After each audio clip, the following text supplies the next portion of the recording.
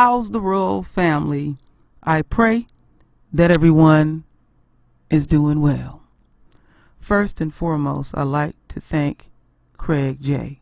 I truly gonna dedicate this to you, to Craig J. I live for stuff like this.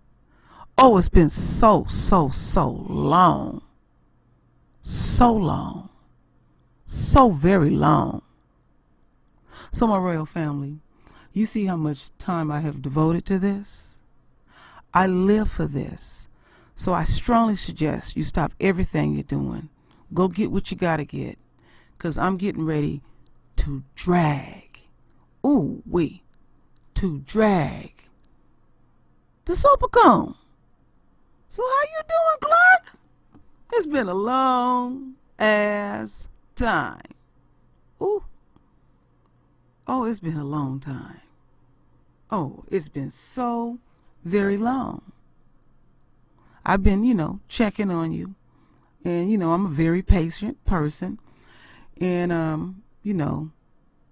knew eventually you would either do or say some silly ass shit. And one of my subs beat me to it. And that's fine. Because, we're not competing over here. It's all about what we got to do. I have to do this. I really have to do this. I really do.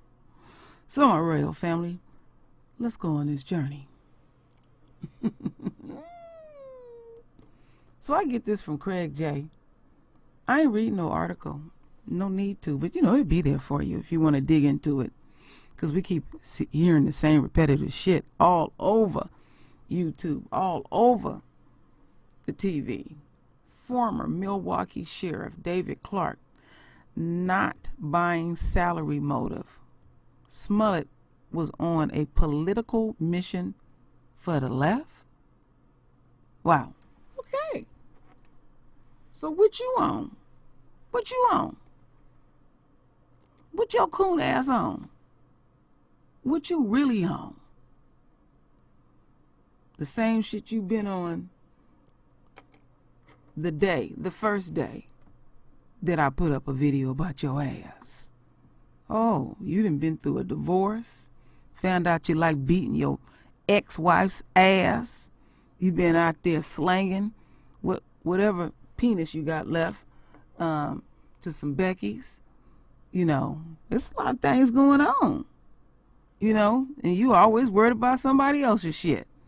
You left a pile of shit down there in Milwaukee. They having to start breaking folks off and all of that. And you'll sit up like you so upright, so upstanding. When I get finished with you, it ain't gonna be nothing left. Ooh, this is juicy. Juicy. Oh, so juicy. So, my royal family, as the plot thickens, we gonna hear this rhetoric. So let's hear what's really going on.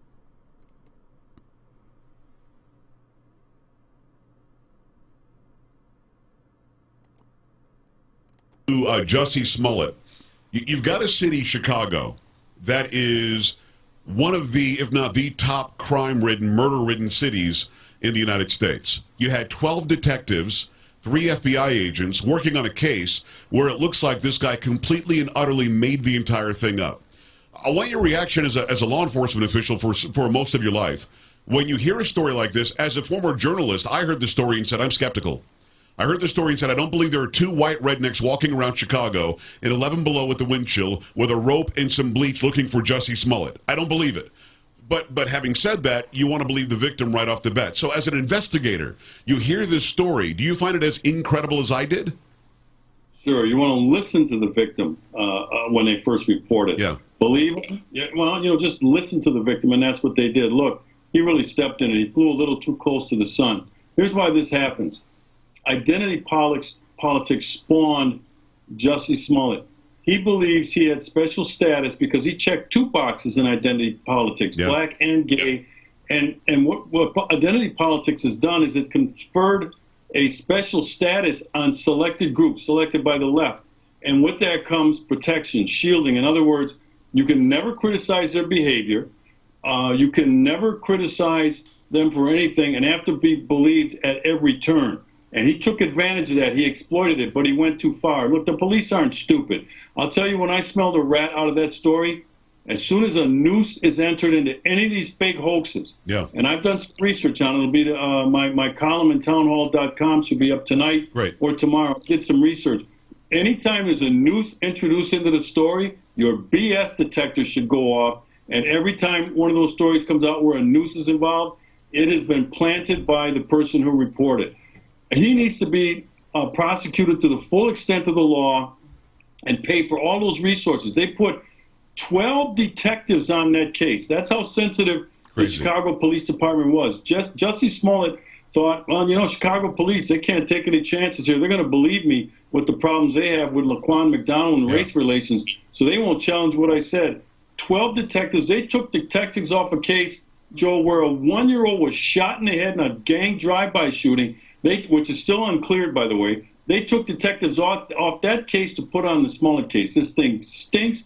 It's horrible. And that guy, when he's found to be, and he will be soon, that he created this hoax, prosecuted, it's a felony. He should be convicted of the felony. No trade-offs, no watered-down prosecutions. Because what happens with these after the media goes away, as you know, interest goes away. All of a sudden, the prosecutor, especially in Cook County, that liberal bastion, will just say, well, we'll just give you a fine, do some community service, and that's the end of it. That cannot happen in this case if we want to deter this in the future. Well, do you think that he's going to be prosecuted, though? As you said very eloquently, he is intersectional. He is not only black, but he's also gay, also one of the Hollywood elites. And he has the support of all these people whose tweets are suddenly disappearing. And when you ask Kamala Harris about her tweet, what tweet? I don't know what tweet you're talking about. Will this be prosecuted, or is the hope that it gets brushed under the rug and then we just leave Jussie alone? Well, he's going to enter rehab or something, or he's got a mental issue or something is going to come out like that. Do you really believe they'll prosecute this? They're going to have to. Look, the problem for Smollett is he took this thing national. He made a grand entrance. He was on a huge stage, all these shows, Good Morning America and others, being interviewed, the New York Times, all giving him deference that this actually happened. Had this had just happened in Cook County, if it's just in the Chicago Tribune, they could probably water this down in a plea deal. But now that it's gone national, everybody's watching. If America's going to have any faith in the Cook County prosecutor's office, they're going to have to at least charge him, or at least show some aggressiveness here, charge him with the felony. I don't think he'll get convicted of the felony, but they got to charge him with it. And I think if we have enough media pressure, shows platforms like yours and other conservative outlets keep the media spotlight on it, they're going to be forced to do something serious with Smollett. Yeah, one last thing on that, more of a statement than anything. Robin Roberts and the other so-called journalists did not do any good for America the way they covered this story. Thank God for the local Chicago reporters on the local TV stations, because they're the ones that made sure that he was held to account. Well, Robin Roberts literally looked at the camera, and I'm sure you saw this, and said he should be believed. That was nuts to me. Even Whoopi Goldberg was skeptical. Can you imagine that she's on our side, David? Come on. Well, I think because she saw the noose was involved and she smelled the rat just like I did. Like I said, the BS detector has to go off if there's a noose involved in the story, kind of juices it up, and that's what Smollett thought would go on here. Good Morning America, the other big media elites, they're agenda-driven. This fit their agenda. They didn't care about they wanted it to be true. They wanted it to be true so badly. Yeah, painted America as this racist, homophobic country. You know who the only racist heterophobe in this story is? Jussie Smollett. He smeared every white male. He smeared every Trump supporter. He smeared every heterosexual in America. And that is really what the problem in America is. It isn't on the other side. I'm not suggesting there are instances of gay bashing and race bashing and that sort of thing. What I'm saying is not as prevalent as Jussie thought it was, that he could walk down the street at 2 a.m, sub-zero weather in Cook County of all places, and find 2 redneck Trump supporters, homophobes that would attack him. I mean, the thing, you almost got to laugh when you hear the story. No, I couldn't agree more. It's Sheriff David Clarke. It's americasheriff.com, americasheriff.com. Okay, that is the end of that rhetoric. Boy, he the gift to keep giving to the enemy. Oh, they sopped that stuff up. Oh, yeah, with a butter biscuit for real. you know, he likes to spew his shit. Because he keeps himself positioned. He always on that Twitter. You know, he's always available for his daddy. Oh, yes, he is. And, just on a side note, my royal family, when it comes to Jesse and his issues, it is utterly ridiculous. I seen the shit on TV and didn't even listen to it, but I seen it.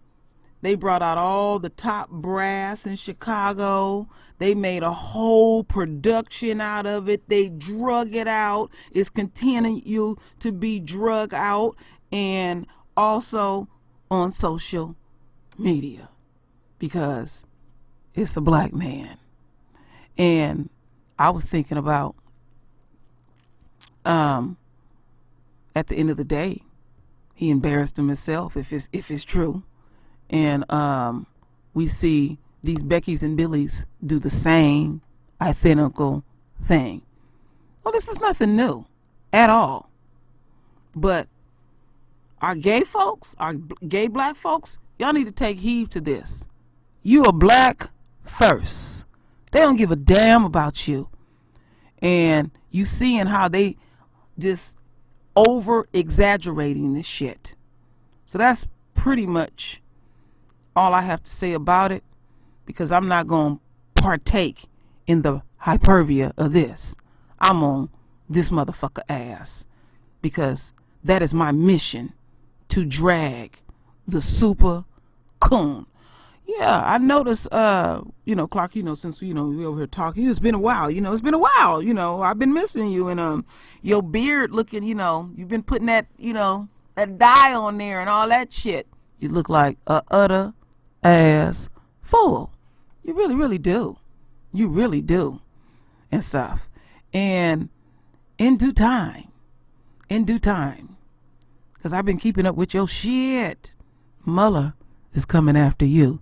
Because you was over there in Russia, doing your thug thizzle for your daddy. I seen you over there doing what you usually do: smile, buck, scrape, bow, or whatever you got to do. So how does it feel now, Sheriff? You divorced. She don't have to be worried about getting popped upside the head by your deranged ass. I wonder how much money she got out of your ass. Oh yeah, and I did a story the other day. You know what, I called you sheriff. You ain't the damn sheriff no more. You nothing more than a near peasant. I heard you and your white daddy trying to build a wall out of weed or unquote hemp. That ain't gonna work. I'm telling you something I know. You know what, Craig J? I really thank you. You don't know how happy I am to drag this coon motherfucker. Oh my goodness. This shit is sweet. Real sweet. Because you over there talking like you a white man. Oh, they will do you the same ass way. Fuck up. Just fuck up. Just a little bit. Fuck up a little bit. And you'll be right there looking confused. Like I have devoted my entire life for y'all, massa. Even when y'all not looking at me, massa, I'm cooning. I take this stuff serious, massa. I was gonna do, master. I was gonna do right, master. Don't do this to me. Don't do this to me. I'll take a knee. I'll do whatever it takes.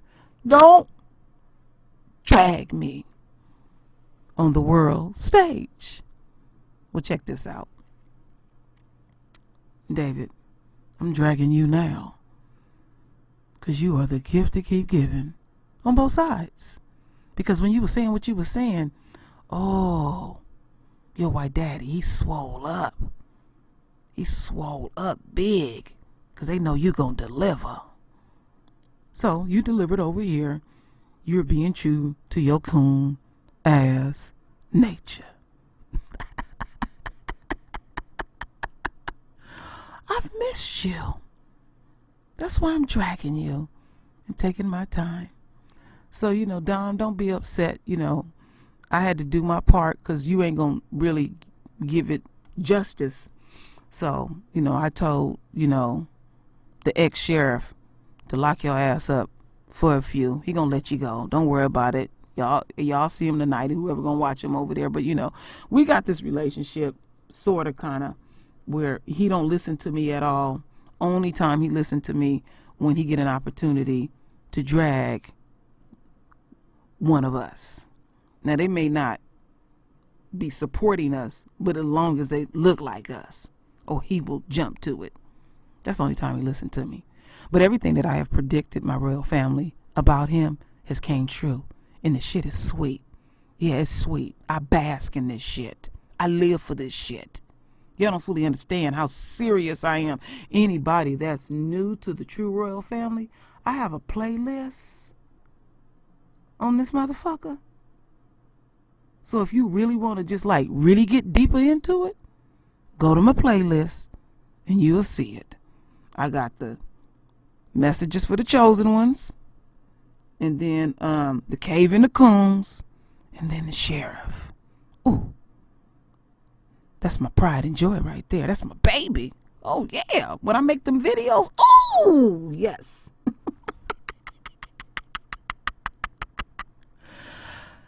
Okay, I have dragged you enough.